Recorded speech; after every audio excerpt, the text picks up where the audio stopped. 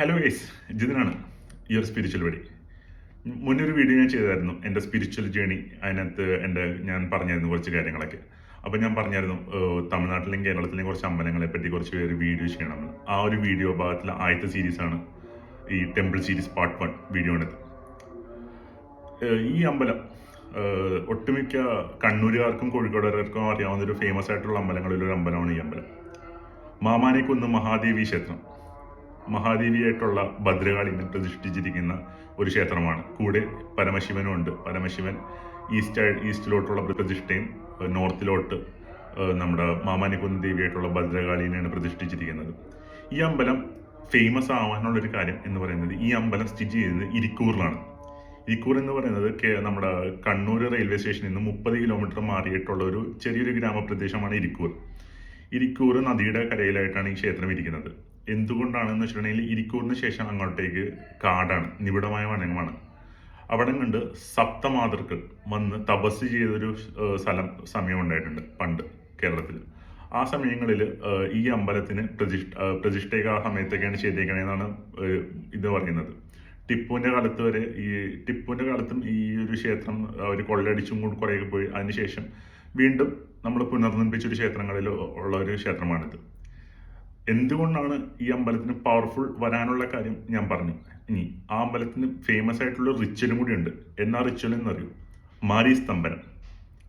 സ്തംഭനം എന്താണെന്ന് നിങ്ങൾക്കറിയാമോ? സ്തംഭനം എന്ന് പറയുന്നത് ഒരു പ്രോസസ്സ് അല്ലെങ്കിൽ ഒരു കാര്യം നമുക്ക് മുന്നോട്ട് പോകാൻ പറ്റാണ്ട് സ്റ്റക്കായിട്ട് നിൽക്കുക, സ്തംഭിക്കുക.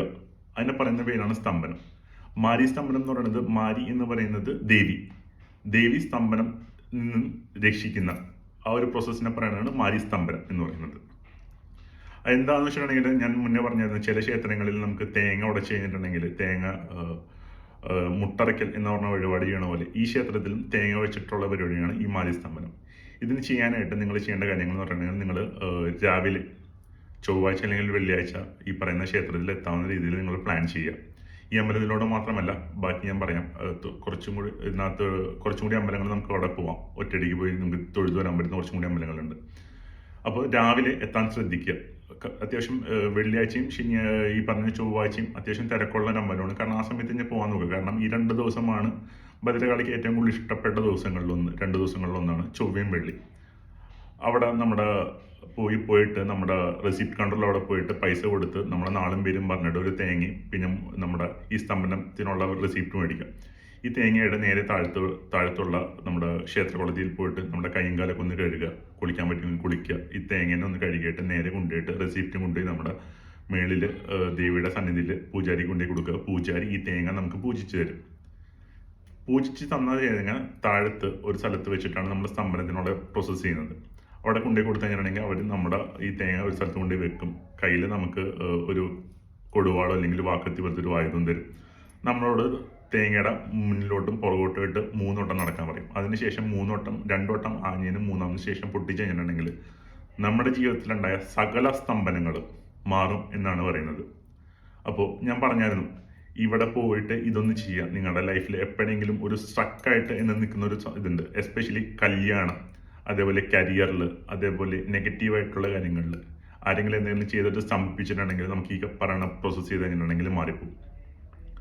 ഈ അമ്പലത്തിന് തൊട്ടടുത്ത് 2 അമ്പലങ്ങളുണ്ട്. ഭയങ്കര ഫേമസ് ആയിട്ടുള്ള മൃദംഗ ശൈലേശ്വരി ക്ഷേത്രവും അതേപോലെ പറശ്ശിനിക്കടവ് മുത്തപ്പൻ. രാവിലെ അമ്പലത്തിന് ശേഷം തൊട്ടടുത്തുള്ള മൃദംഗ ശൈലേശ്വരിയിൽ പോയി തൊഴുക. അതിന് വൈകിട്ട് പറശ്ശിനിക്കടവ് തൊഴുക കഴിഞ്ഞിട്ട് നിങ്ങൾ വീട്ടിലോട്ട് പോകുന്ന രീതിയിൽ പ്ലാൻ ചെയ്യുക. ഈ അമ്പലത്തിൽ ഉച്ചയ്ക്ക് അന്നദാനം ഉണ്ട് കേട്ടോ. പറ്റാവുന്നവർ അതൊക്കെ ഒന്ന് കഴിച്ചിട്ട് കഴിഞ്ഞ് പോവുക. ചെറിയൊരു സംഭാവന കൊടുത്തൊരു അന്നദാനത്തിനുള്ള ടോക്കൺ കൊടുത്തു കഴിഞ്ഞാൽ ഫ്രീ ആണ് അന്നദാനം. ഞാൻ പറഞ്ഞായിരുന്നു, അന്നദാനം മഹാദാനം. അന്നദാനത്തിനുള്ള ഒരു ചെറിയൊരു എമൗണ്ട് കൂടി കൊടുക്കുക. പിന്നെ അമ്പലത്തിൽ ചെയ്യാവുന്ന മെയിനായിട്ടുള്ളൊരു വഴിപാടുകളിൽ ഒന്നാണ് ശത്രു സംഹാരം. നമ്മുടെ നാളും പേരും പറഞ്ഞാൽ നമ്മുടെ ശത്രുത തന്നെ നമുക്കൊന്ന് കുറച്ച് കുറയ്ക്കാനും പറ്റും അവിടെ പോയാൽ. അപ്പോൾ അടുത്ത വീഡിയോയിൽ ഞാൻ അടുത്തൊരു ക്ഷേത്രമായിട്ട് വരാം. അപ്പോൾ അടുത്ത വീഡിയോ കാണാം ഗൈസ്. ബൈ.